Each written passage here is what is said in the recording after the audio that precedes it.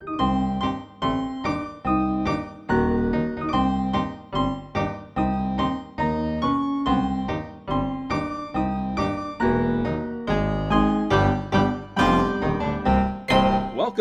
to another episode of Finding Monster Right. Show about finding monsters, right? Right. I've got a day named after me, February 2. That's the day that I decide what the weather's gonna do. Put your little hand in our much larger hand. There's no hill or mountain high enough to stop us from being climbers on it. It's Groundhog Day, everybody. Yeah, tis the season for this very specific holiday. One might say the most specific holiday. It's a holiday about one squirrel, so I can't argue with you there. Right, and I think most podcast holiday specials just zoom right over this one. Yeah. They don't even stop to take a picture. You might question, is this even a monster? Yeah, many people may be thinking that. And you're right, it's a groundhog, absolutely. But not a monster. Well, not until something happened. Adam, we gotta spring this squirrel from the squirrel hooskow. Oh yeah. This episode, the subtitle, hashtag free Phil. Yes. Or hashtag let Phil die. It'll be up to you to decide. The episode for today is about the inner circle and the fantabulous emancipation of one Punxsutawney Phil. Just Punxsutawney Phil. Yes, got it under the wire. Oh my god. We fought so hard about. I just really hate that title format. You don't need a one in there. The title's already long and stupid enough to not be carried into the theaters. How appropriate for that movie that we got in just under the wire. That seems fair to me. Yeah. So yes, the inner circle is the. Let's talk a little bit about Groundhog Day proper here. A Pennsylvania tradition that's got some historical roots. I'll definitely be getting into here, and it's been a fascination of mine for I think since high school, when I think we in biology class we had to do some write up on it, and I found some unsettling things that I've since then spun into a folk style conspiracy, as you tend to do. Yeah, as soon as I see something's off and given enough time, I'll make a folk conspiracy out of it. But I think it's got legs, 4 of them, and sometimes found burrowed beneath the ground. Let me break down what Groundhog Day is from a layperson's perspective. Yes. So every year, my dad turns on the TV and insists on playing the movie Groundhog Day starring Bill Murray for 24 hours. And I'm not sure why. And then at some point we watched a video of a news broadcast of some dude in a top hat holding up a groundhog by the scruff of the neck in a place called Punxsutawney, which is very hard to spell. Punxsutawney.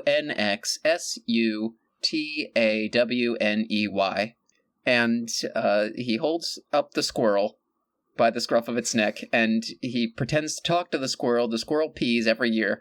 And then he says that either he's seen his shadow, and therefore it's gonna be winter for 6 more weeks, or he did not see his shadow because of the sun, and the sun makes it spring. So it's gonna be spring all of a sudden, and he's usually wrong, but everybody has a fun time hurting this animal.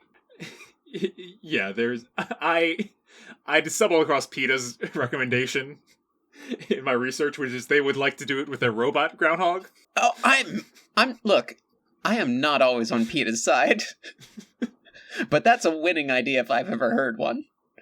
Whale slavery, not on board. This, I'm so ready for Robo Groundhog. They're always 1 degree off of what I would predict they would say. Yeah. So this is the tradition as it's happened, and it's been happening for a long time. 120 some years. Or I should say, I'm sorry, 113 years. And it happens in this little kind of western PA town of Punxsutawney. Originally gathered crowds of 2,000 to this place where this event takes place called called Gobbler's Knob. No comment. Wait, no comment. And since the 93 film, the event has grown to like the tens and 20,000s of people in attendance. I've seen like the more, from a layperson's perspective, yes, people are out there in the cold first thing in the morning and getting very drunk. It's something that I would personally like to witness and visit sometime. That's the appeal. Okay, now I understand. Yeah, it's basically like an all-day tailgate that starts with a groundhog. I have lived in Pennsylvania my whole life, and that's the only thing that's ever been entertaining in this entire state, so I'm not sure why I thought anything different. Yep. So, that's how it goes. The Inner Circle, you mentioned them briefly. Mm-hmm. They're a collection, a gaggle of top-hatted white gentlemen that that always pose in a lot of kind of, I'd say, menacing like Yale photos. Serious question: do they have to be white, or is that a coincidence? That's a coincidence. Okay. I don't know how, like, if that's part of their like. Like, do they have? It feels like kind of like an old like golf club thing. You know. Or like a Skull and Bones, like a fraternity kind of. It's a lot of kind of sons and property owners, I feel. Oh, they're hereditary positions. I don't know the exact what the process of applying to be a member. Because I certainly would want to get in to learn the secrets. It's actually exactly the same group of people that make up Pennsylvania's electors that it sends to the Electoral College. I'm not surprised. They, and like the Electoral College representatives, they all have crazy weather nicknames. What are some of these nicknames? The president, Jeff Lundy, for example, is called Fair Weatherman. There's other names like Sky Painter. Whoa. Thunder Conductor. Yep. Iceman. Been done. Big Chill. That's... Okay, those last two are just movies. This one is a little bit of a thinker. Moonshine. I guess the moon is in the sky, and that's where weather is. So, yeah. Okay. And they're not all exactly hippie names, because there's like ozones on here. Hell yeah. Okay, we're back to good ones. Yeah. Daybreaker. Yeah, those are some of the active members, but they've got some like historical alumni here. All of their squirrel strengths, none of their squirrel weaknesses. 3 alumni I want to point out. There's a guy named Ed who is known as Storm Chaser. All right, yeah. Tom, who is the Big Wind Maker. That's just farts. And there's Steve Means, who's known as Plowman. So, again, back to that kind of fraternity vibe I'm getting from some of That's not even about weather, though. That's strictly fucking. I think it means like snowplow. But... Dude, come on. And I'm not saying that to you. I'm saying that to Stephen Means, which is already a stupid name. I want to make clear that this is the information from not only the Inner Circle, the Punxsutawney Phil website, the Groundhog Day website. It's literally groundhog.org. Wow, they snagged groundhog.org. Yeah, they own the Groundhog IP. I guess. Yeah. Quick question. Yes. If we were to infiltrate the Inner Circle, what would our nicknames be? Oh, man. Let's see. I kind of like Hail. No, Sleet's neat. I'll be, can I just be Mr. Sleet? I thought you were going to be Sleet's neat. No, Mr. Sleet. All right. I will be Doppleron, the 3-headed dragon that returns to Punxsutawney every 300 years to battle Punxsutawney Phil in a battle of dark vengeance. Very good. That's the whole name. Oh, got it. I'll update the wiki. Yes, good. Hey, somebody make us a wiki. I would be very proud of you, and I would give you a shout out, and maybe a hug once I get vaccinated. Yeah, so I've got a couple things to say about the groundhog itself. Because this is the part where it starts to get interesting. Back to the Groundhog's Day itself. This practice came over to the Americas in the hands of the Germans. kind of following as some ancient traditions from their country that involve Candlemas.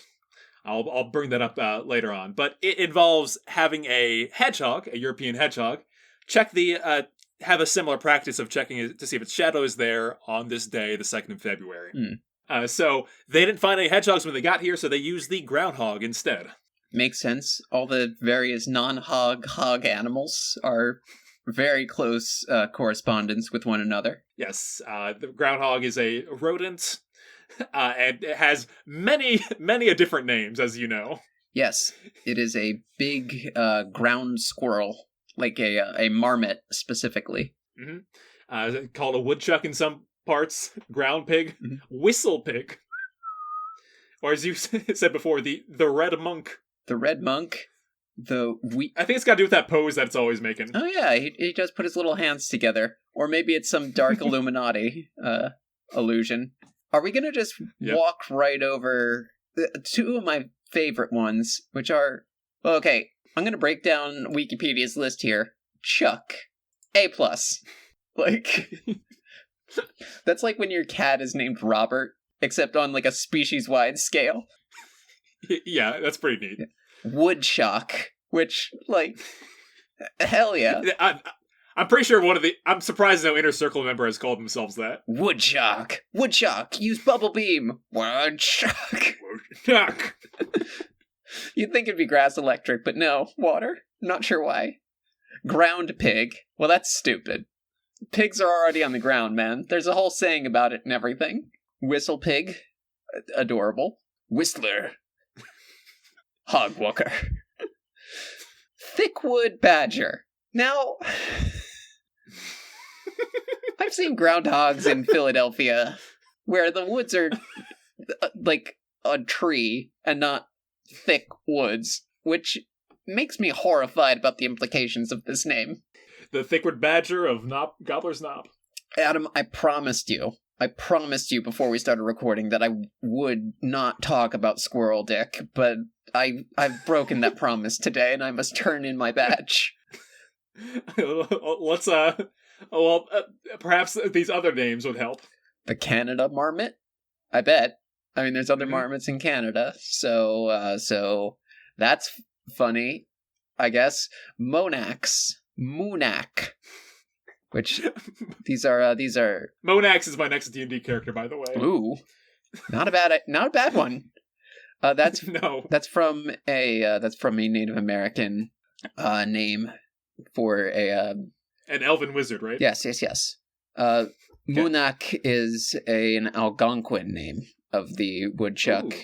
The word woodchuck also has nothing to do with wood. Not even a little bit. No, it is also from Algonquin. It comes from woodchuck is the original name, and that was anglicized into woodchuck. Mm-hmm. We got some Algonquin naming stuff to get back to in a little bit here. I haven't gotten to the big things. I would like to talk about that. Yeah. We talked about all the different names. We talked about dicks. I'm ready to move on. So the name itself, Punxsutawney Phil, is a fairly recent addition. Even though the Groundhog has been making predictions since 1887, the name Phil came up in 1961. Named after King Philip, according to record. Okay, that's a little... I know what you're thinking. King Philip must be some kind of like English monarch from some period of time, right? Not what I was thinking. I'm thinking of oh boy, it's not Metacomet, is it? No. Oh, good. So in the 1950s, Punxsutawney donated 2 baby groundhogs to the Los Angeles Griffith Park Zoo. And they were named after Britain's new reigning couple, Queen Elizabeth II and Prince Philip. Oh. The California Department of Agriculture thought that the groundhogs were agricultural pests and demanded that they be destroyed. In Pennsylvania, everyone was deeply insulted by this. The Punxsutawney Groundhog Club said that the groundhogs had been executed. And around this time, they started the kind of the PR record of naming Punxsutawney Phil after this Philip, this royal groundhog. So there you go, named after groundhog royalty. Wow, so he is a prince. The prince that was promised was Punxsutawney Phil all along. Apparently. Before then, he was just called either the Punxsutawney Groundhog or Brer Groundhog. Hmm. And I want to be clear, that's singular. This is where it gets kind of culty and with these aspects. According to the Groundhog Club and all official sources, this is the exact same groundhog every year for the past 113 years. Does it go back any further than that, or do they... That's how far back it goes on record. Hmm. And yes, this is believed to be the same groundhog. And I know what you're thinking. How is that possible? Yeah. How? Well, of course, every summer in Punxsutawney they have the Groundhog Picnic, where they feed Punxsutawney Phil a liquid known as the Elixir of Life, which grants Phil 7 additional years on his life. Why do they have to do it every year?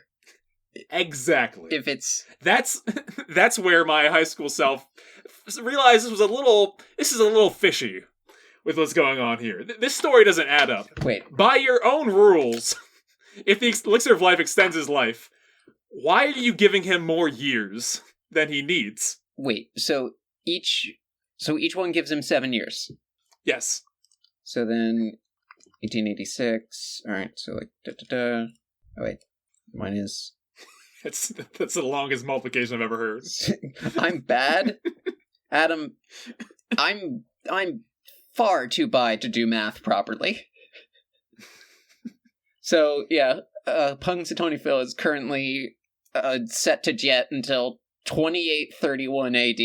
And I do use AD instead of CE like I normally do, because the Lord in this case is Punxsutawney Phil. Yes, there's more stuff to tap into there. If you take a look at Punxsutawney Phil's predictions, they've been recorded since 87, and there's definitely some recency bias in these. It's very infrequently early springs. About 20 of the past, 120 some years have been early springs. And it's like I said, it's backloaded. Around the time of that 1993 film, almost every other year was an early spring. Wait, hold on. So, long winter, early spring, one of these categories is war clouds have blacked out parts of the shadow. Adam, I'm scared. Yes. 1942, because of World War II, Punxsutawney Phil's prediction is that war clouds have blocked out part of his shadow. Okay. And 1943, no appearance. He did not even show up. After saying that the previous year. Did Punxsutawney Phil kill Hitler? No, that's not getting anywhere here. But I like it when he gets political. Like sometimes he'll. So here's the other thing. You're probably saying, "Hey, Finding Monster, right? How in the world does a groundhog dictate and have words to say about the weather?" Well, this is the other fishy thing about the Inner Circle. The president of the Inner Circle discusses with Punxsutawney Phil in private before the event. He speaks to him in a language that is only passed down from president to president, called Groundhogese.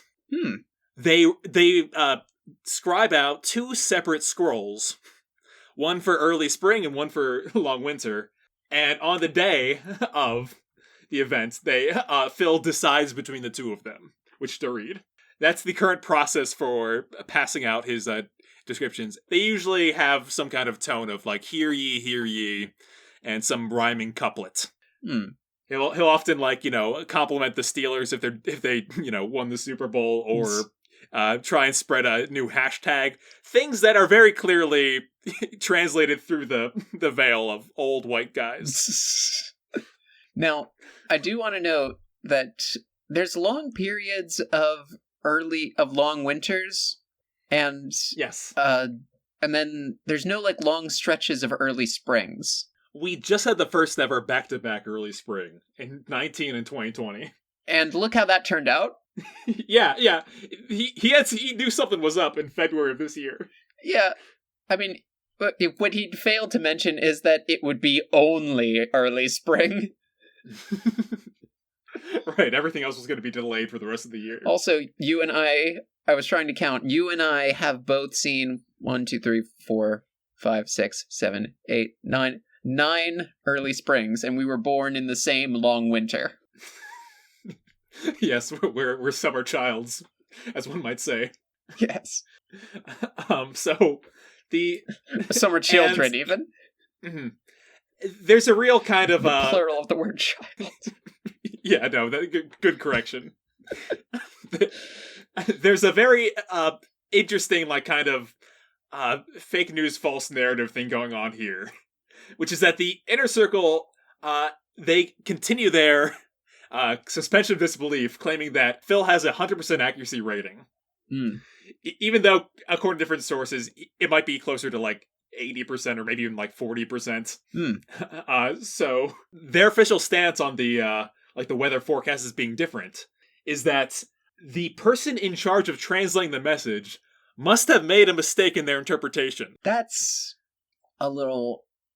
Yes, I am insanely suspect of the Inner Circle in this regard. Because I believe that they have made up this fake language. Phil does not actually speak this. What? And this is a facade that they put on in front of the world. Oh my god. But that's not where this ends, because the practices that they have in place are so obscure, odd, strange, and weird that I think that something more sinister is afoot. And I am here on the podcast today to expose the sinister purpose of the Inner Circle to the world. All right. Expose. Okay, so one of the first parts of their weird ritual here, I already talked about the elixir of life. The other item here is the cane, as I'll call it. What in the Assassin's Creed?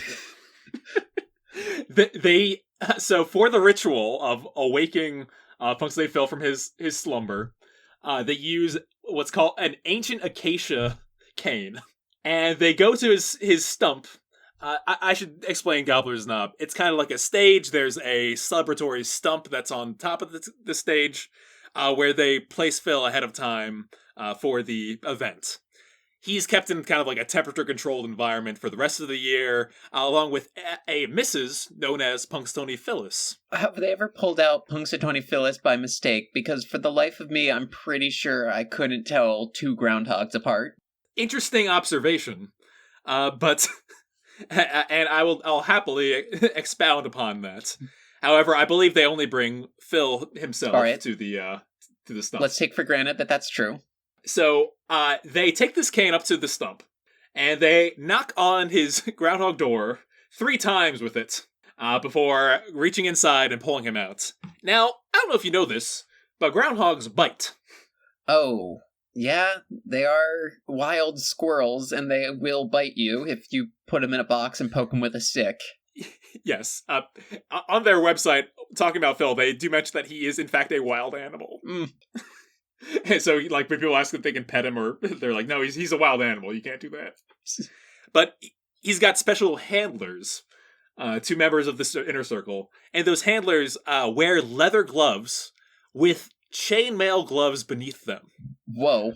Like a butcher might, to protect themselves from any bites. Do they also wear chainmail under the tuxedos? Because I was joking about the Game of Thrones stuff before. No, I cannot confirm, but I can say that they wear chainmail underneath parts of their clothing for this ritual. And in Punxsutawney's greatest hour of need, when Dopplermon, or whatever, comes back to wreak her dark vengeance. So, do you know where acacia wood is found?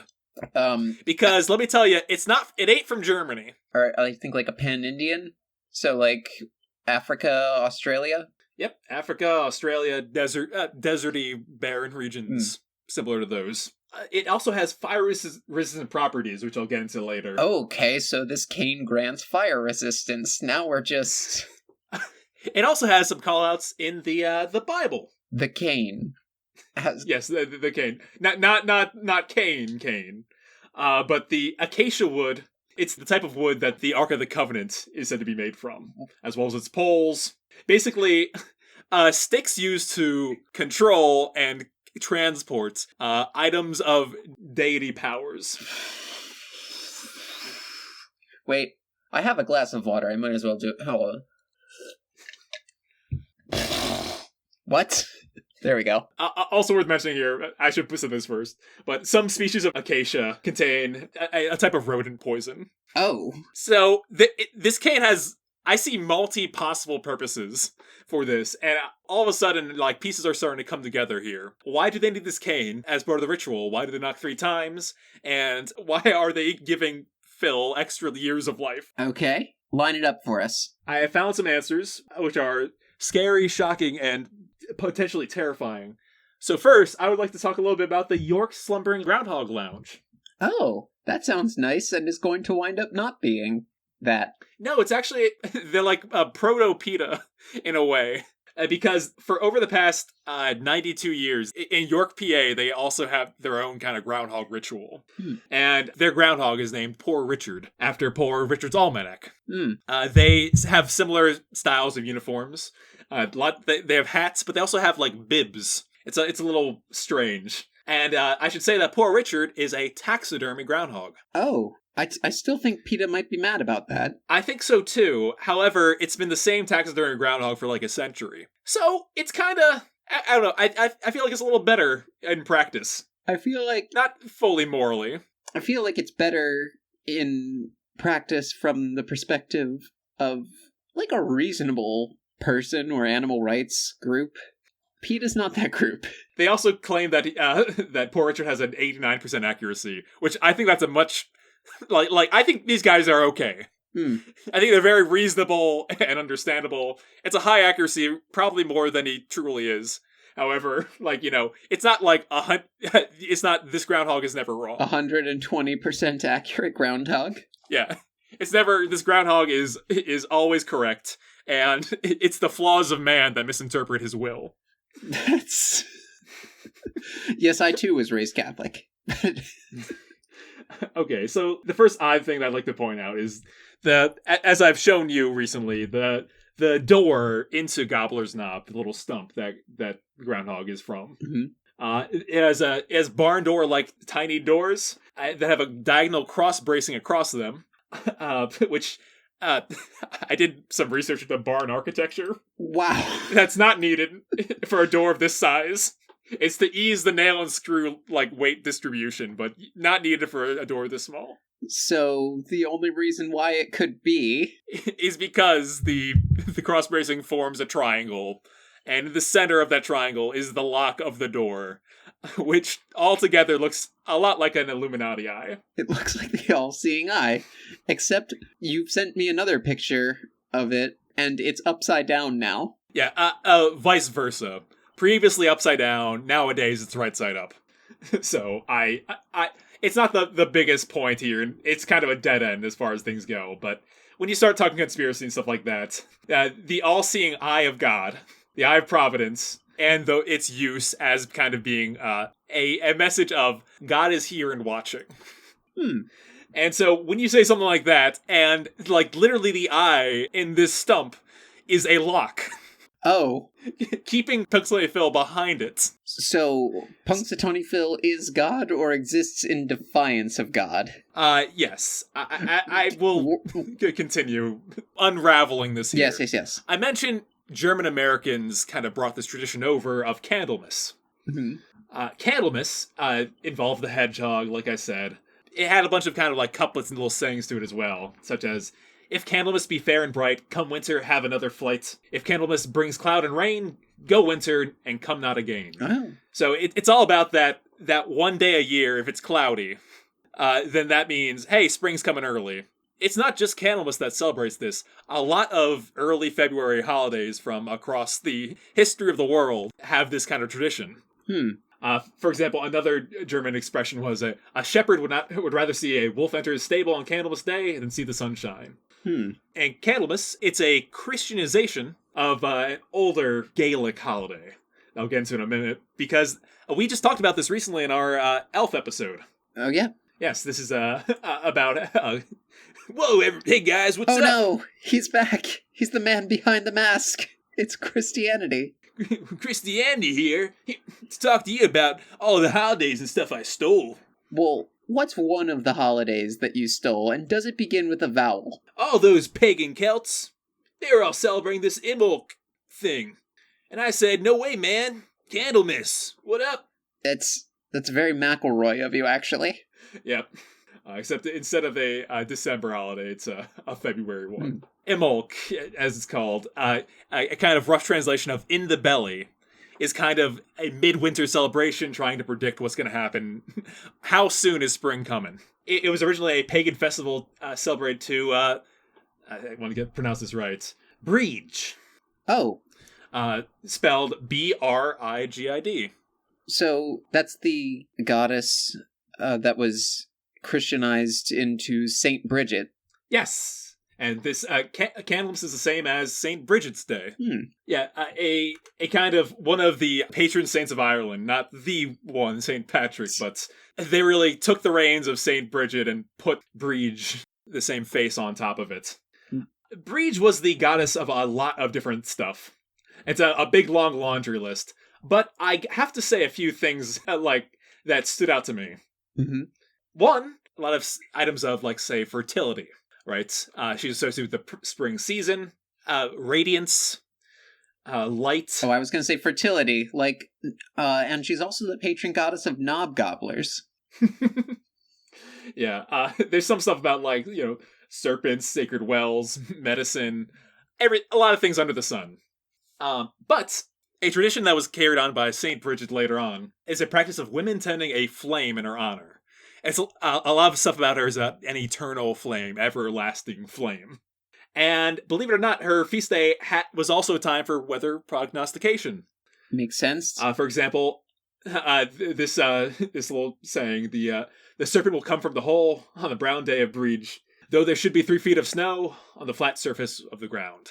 It's very, I don't know, it's familiar, ain't it? It is. The serpent will arrive from the hole is especially terrifying because I'm pretty sure that Punxsutawney Phil was also cursed by God to crawl on his belly. Another item here I think worth mentioning is that she's one of the Tuatha De Danann. It's a long story there about the Irish mythological people. But she is credited in one of the stories with inventing a whistle that's used for night travel. Yes, she's a little bit of a whistler in a way. Maybe even a whistle pig. She's the goddess of all things perceived to be of relatively high dimensions, including high-rising flames, as well as hill lands and upland areas. Oh. I don't know if you know this, but Gobbler's Knob is located on a hill. Well, I think that's what a knob means in this context. Exactly. And shame on anyone else that thought differently. Absolutely. It has nothing to do... We don't shame here, except when you're wrong. Yeah. Like right now. Yeah, so... A Gobbler's Knob...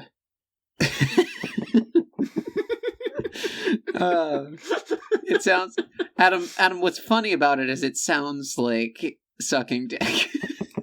I don't know if you know this, but it sounds a little... I'm aware. All right. All right. I have to say, and kind of to tie this theory together, I've got one more observation. This is kind of in the same era when she was being overtaken by Saint Bridget. But on Imbolc Eve, Brigid was said to visit virtuous households and bless the inhabitants. Oh. She represented the light half of the year, and her presence was very important for the upcoming season, as I said. They would have a special meal, including food, which includes a lot of foreign dishes I cannot pronounce. As most meals do, it included food. But Brigid would be symbolically invited into the house, and a bed would often be made for her. In the north of Ireland, a family member, representing Brigid, would circle the home 3 times carrying rushes. They would then knock on the door 3 times and ask to be let in. Oh. Is it just me, or is that a crazy coincidence? That's a very interesting coincidence. I don't know if it's a coincidence at all. I believe, and hear me out, I've got some more evidence to back this up, but I think that in the Christianization of Candlemas, they not only in word and deed, wiped over the history of Imbolg and this kind of previous pagan deities and traditions. I think that Breege was herself captured and put in the form of a groundhog. Oh my gosh! And is put on display as a mockery, and is taunted with her past traditions. And Groundhog Phyllis, or whatever, is there because they have to... groundhogs and gods have, like, a Jaeger sort of rule, where the mental load is too much for one groundhog. Well, actually, I put together all the pieces here. You might be able to help with that. But, yes, as I mentioned earlier, the cane that's used. Yeah.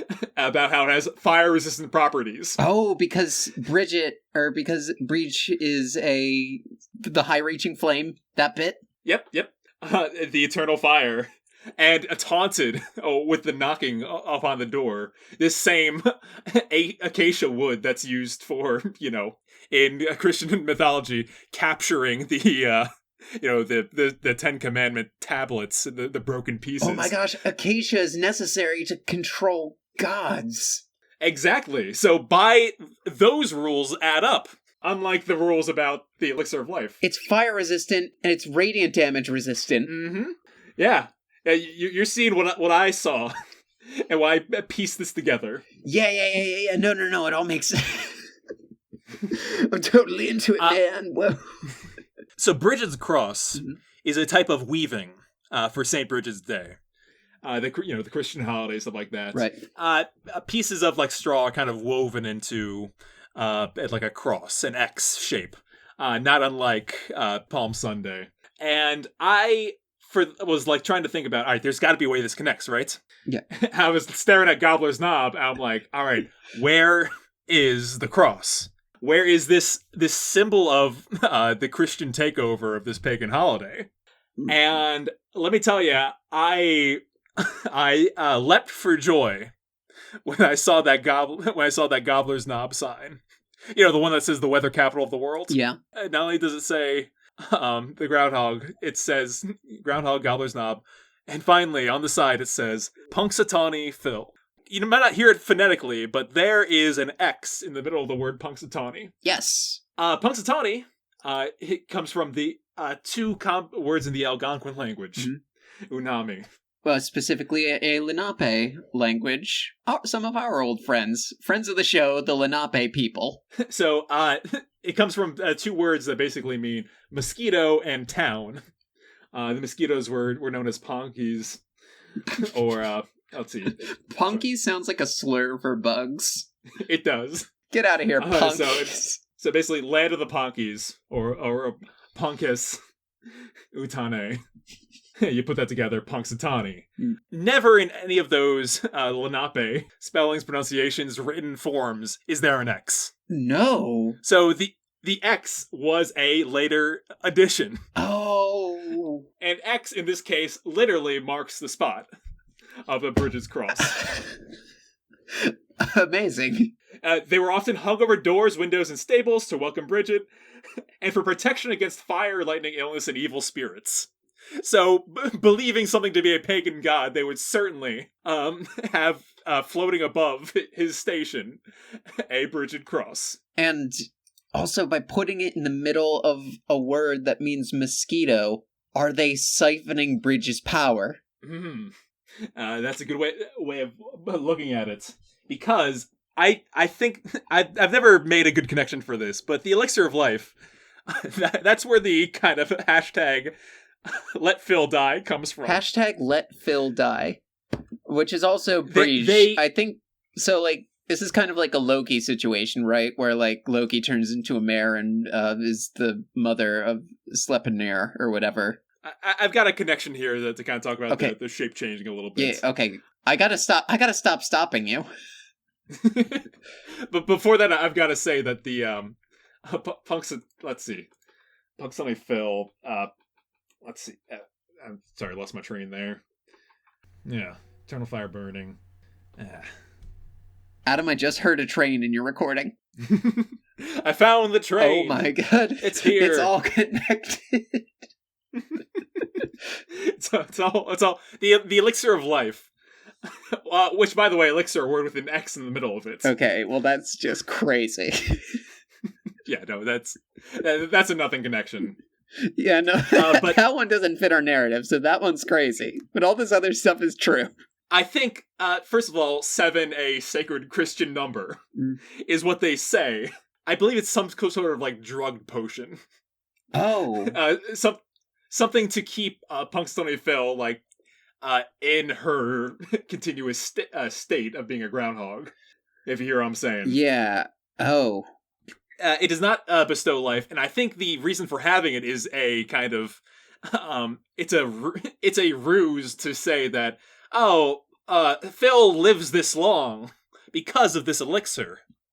They don't, if they stopped giving Phil the elixir and Phil kept on living, people would think something's suspicious, that this groundhog is living beyond 6 years. That's a soft theory. I don't have anything backing that up.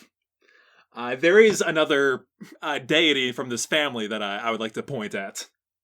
All right. So from Scottish mythology, there's some overlap with with Bridget, but it's about the holiday Imbolc, right? Right.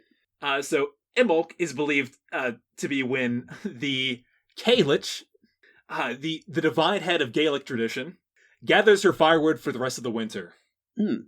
If she wants to make winter last longer, she makes sure the weather on Imbolc is bright and sunny, so she can gather plenty of firewood. Oh, okay. Well, now there's a reason, at least, of how that works.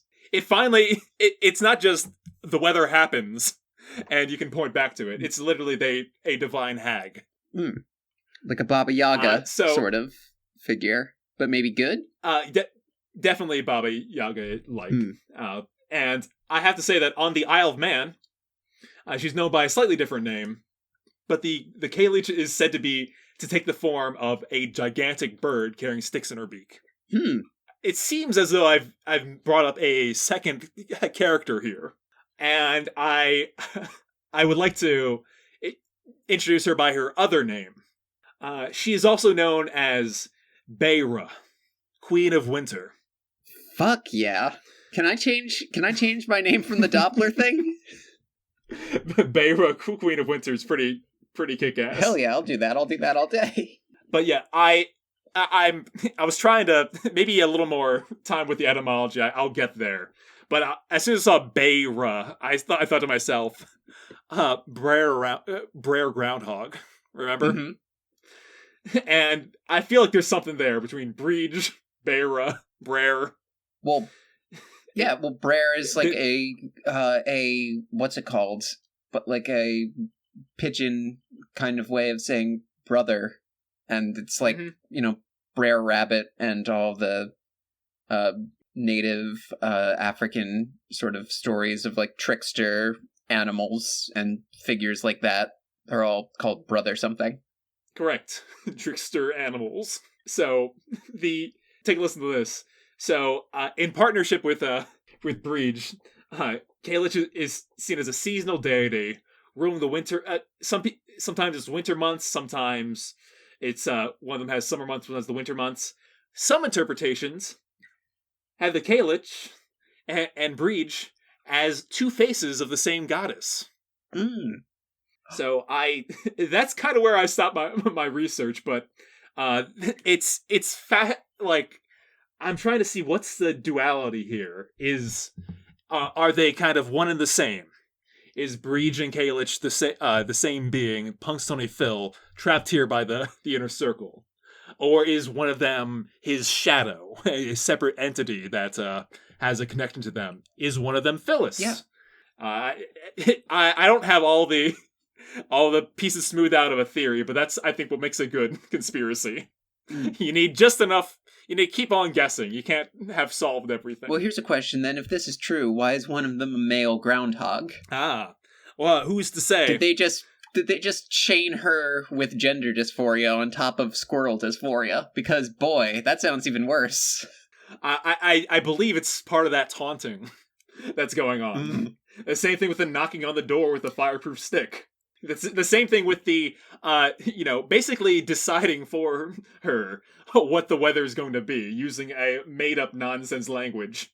It's the ultimate kind of imprisonment that's going on here. This is wildly sad.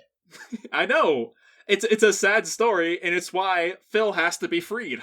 We have to free Phil and replace her with a robot.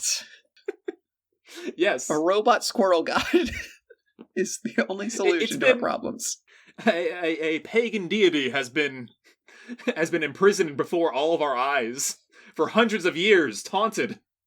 That's what the secret of the inner circle is. I figured it out. At last! Adam, there's only one thing to do now. What's that?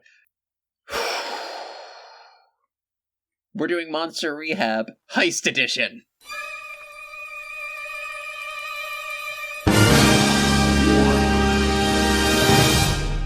So we're gonna rehabilitate Punxsutawney Phil? We're going to steal Punxsutawney Phil and Punxsutawney Phyllis and release them from their mortal shells, like the moon and the ocean spirits from Avatar, I presume, is how it works. Well, I mean, that easy step here. So first we have to relive the same day for 100 times. Oh. So did the inner circle think that Bill Murray was going to steal Phil, and so they put him in Breach. And so they put Bill Murray in the time loop, and that's what happened. They knew that one version of him is going to steal Phil. Yeah. So they punished him, all iterations of him. Oh my god, wait, in the iteration where he steals Phil, he goes off the cliff in a car, and there's a fiery explosion. Bigger than any car would create. And it rises, and she's free. Yeah, it's a bit of an Aesop fable, the Groundhog Day film, about, not messing with Phil. Yeah, well, I mean, I guess it doesn't work because he didn't get both of them? I don't know. Well, it's a movie. Well, okay. I don't know. I don't know I think the Groundhog Club is in favor of the film. Which means it's canon. Yeah, which means that it represents the imprisoned god or goddess in a proper light that's not suspicious, so I didn't really go to it for any hints. But yes, so the ultimate move is going to be to once you free Phil, just don't feed Phil the elixir of life anymore. Then we'll see what's really up. Well, we would have to wait 800 years, which to a goddess, how long? Oh is no, that? you're right. Yeah. Wait, the elixir of life. Maybe that's the reason for it. It's escape proof. They assume that they'll be able to get Phil back in time. Right. They've trapped Phil in this form for far beyond his lifespan. Mm-hmm. So yeah, that's terrible. Well, then again, how much elixir does it take to get naked and perform a blood-soaked Celtic sacrifice of this groundhog? We'll have to find out. I mean, I feel like that's... Wait, how far are we into the episode? Okay, we're 58... An hour. Okay, so we're an hour minus some change, minus about 6 minutes maybe. So I want to leave this episode with, both of us, or, at least me. You're dressed normally. You're dressed like one of the Inner Circle people. I'm dressed naked in, white tail. I'm in disguise as Mr. Sleep. Yeah. I'm, naked except for, white tail pelts. And, an antler helmet covered in blood and, weird markings that I thought looked Celtic. And we have a groundhog, and the Pennsylvania State Troopers are closing in, and we're just in the woods somewhere outside Punxsutawney. We're chanting, Chuck, woodchuck, ground pig, whistle pig. Charmeleon, war turtle. And then, there's a gunshot, and then put your little hand in mine.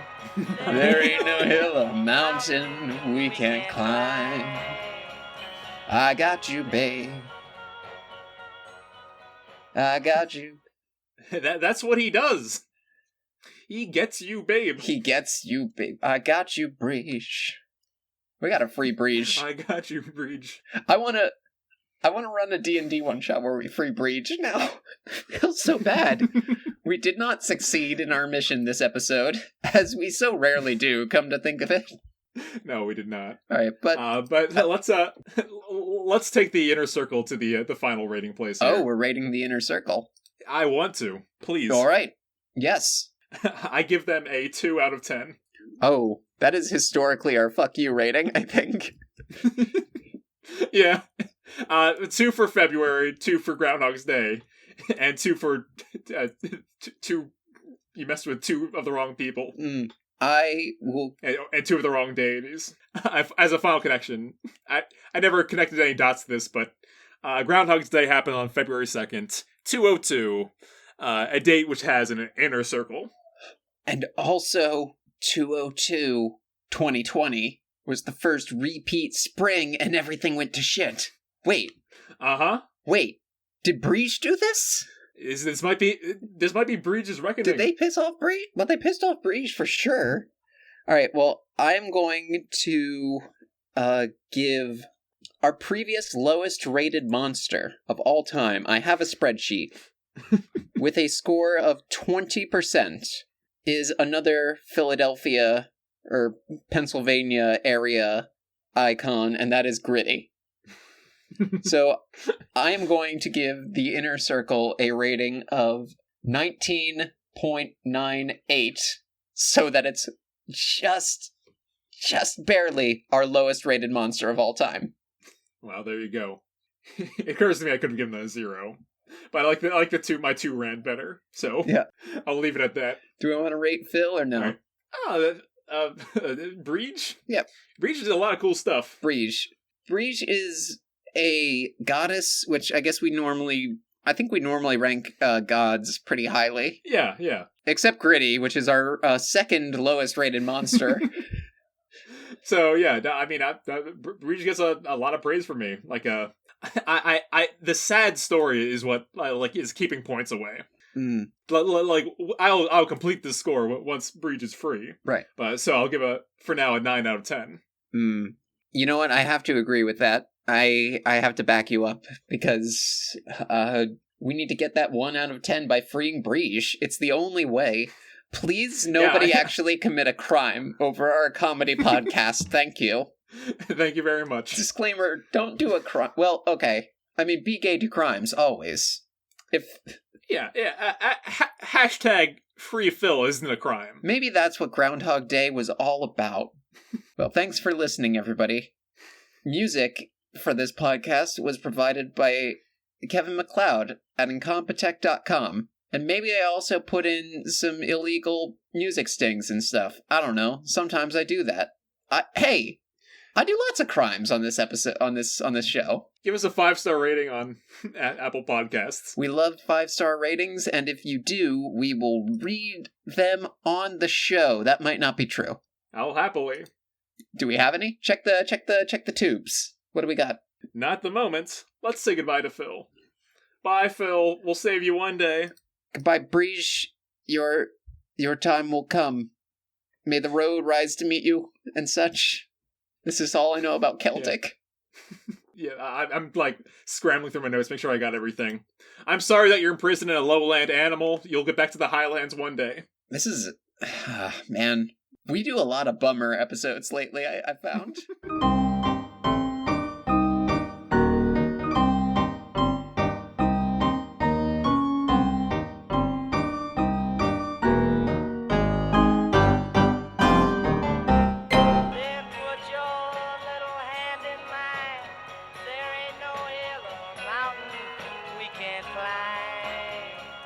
Welcome to another episode of Finding Monster Right. Show about finding monsters, right? Right. I've got a day named after me, February 2. That's the day that I decide what the weather's gonna do.